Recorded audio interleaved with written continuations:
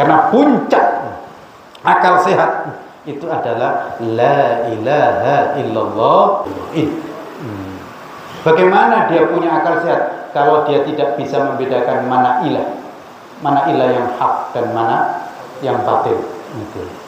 Maka belum sehat akalnya. Bagaimana dia mengaku punya akal sehat tapi ada Nabi Muhammad dia tidak tahu? Padahal Nabi Muhammad itu adalah nur, cahaya. Kok dia nggak beriman? Maka berarti belum punya akal sehat yang sesungguhnya. Ana ad-da'i bi-imani, ana al-islam rabbani, sa'ali rayati dawman wa ahmi saffa ikhwani. Ya ada beberapa orang itu yang punya sebagian kecerdasan, sebagian. Meskipun dia tidak beragama Islam, ada. Tapi ini sebagian. Misal ayat ini yang tentang mana tadi? Menjauhi tauhid, menjauhi tauhid. Ini ayat ini pujian kepada beberapa sahabat Zaid, lalu kemudian ada Abu Dzar, ada Salman Al-Farisi, terus ada kalau tidak salah Abu Dzar Al-Ghifari itu. Jadi asbabun nuzulnya itu. Kenapa? Mereka dipuji oleh Allah Subhanahu wa taala meskipun di zaman jahiliyah, tapi mereka enggak mau nyembah berhala. Itu. Di zaman jahiliyah mereka, tapi mereka enggak mau nyembah berhala. Salman Al-Farisi itu enggak mau sudah. Setelah awalnya itu nyembah api, ya kan nyembah api lihat di Persia. Kemudian tanya ke pendeta, enggak benar itu. Akhirnya ikut ke pendeta kan. Nyembah Allah Subhanahu wa taala, ikut ke pendeta, lalu kemudian ikut hingga kemudian ditunjukkan udah selesai. Nanti datanglah ke sana. Nanti ada utusan Allah Subhanahu wa taala. Dia enggak nyembah berhala, nunggu lama kedatangan Nabi Muhammad sallallahu alaihi wasallam. Itu Salman Al-Farisi di zaman jahiliyah sudah enggak mau nyembah tauhid. Tapi belum langsung nyembah kepada Allah karena belum ketemu dengan Nabi Muhammad sallallahu alaihi wasallam. Sama Salman Al-Farisi juga Abu Dzar Al-Ghifari kalau tidak salah begitu juga. Karena ayat itu ditujukan begitu.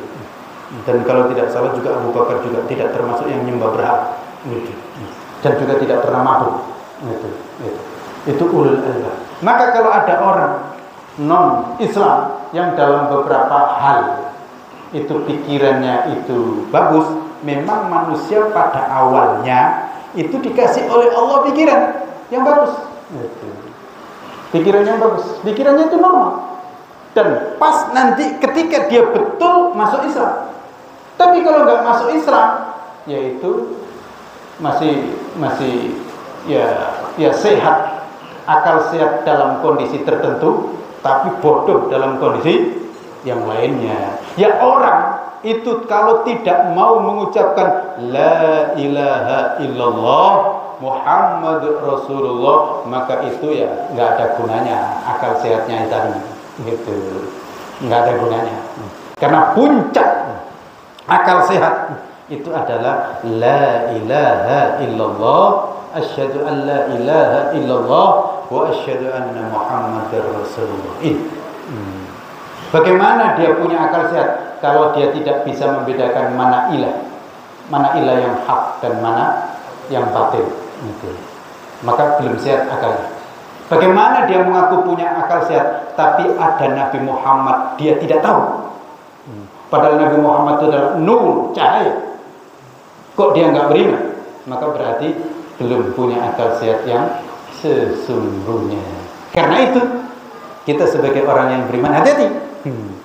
Orang yang beriman, orang yang punya akal sehat, orang yang ulul albab itu alladzina yastami'una al-qawla fayattabi'una ahsana. Silakan kalau dengar ucapan mereka, tapi ambil yang terbaik. Gitu. Jelas? Demikian. Masih ada Bapak Ibu? Maka saya tidak mau menyebut dia sebagai presiden akal sehat. Tidak. Perlu diketahui, kita tidak punya akal sehat kalau kita tidak melandasi pikiran kita, perbuatan kita dengan Al-Quran dan Sunnah sesuai dengan panduan ulama-una as-salih. Ya. Kita tidak punya akal sehat. Sekolahlah kemana pun, anak-anak kita sekolahkan kemana pun, tapi kalau tidak mendasari ilmunya dan tidak belajar Al-Quran dan Sunnah, maka tidak menjadi ulul albab, tidak bisa menjadi punya akal sehat. Jangankan menjadi presiden akal sehat, panglima akal sehat kita adalah Al-Quran dan Sunnah, dan puncaknya atau bentuk manusianya adalah Nabi Muhammad SAW. Lalu diruntut para sahabat, lalu kemudian a'immah, para imam-imam. Ada Imam Abu Hanifah, ada Imam Malik, ada Imam Syafi'i, ada Imam Ahmad, dan seterusnya. Dan tentu saja bukan Bung Karno. Ya, jelas? Ya. Jadi tentu saja mazhab kita dalam Islam bukan Bung Karno, bukan. Ya. Ya. Iya. Ini untuk menjawab pesanan. Kita bukan melecehkan Bung Karno-nya, bukan. Tapi tidak setaraf ini beliau. Presiden akal sehat itu adalah Nabi Muhammad sallallahu alaihi wasallam. Lalu kemudian terus di antaranya yang sangat terkenal dalam kehidupan kita ada Imam Abu Hanifah, ada Imam Malik, ada Imam Syafi'i, ada Imam Ahmad. Kalau mau masih menambah lagi ada Imam Ghazali, ada Imam Ibnu Taimiyah, ada Imam Nawawi, ya, ada Imam Ibnu Hajar Al-Asqalani, dan seterusnya. Kalau level-level Indonesia ada Buya Hamka, ada Muhammad Nasir, ada Hadratus Syekh Hasyim Asy'ari, ada Kiai Haji Ahmad Dahlan, dan seterusnya.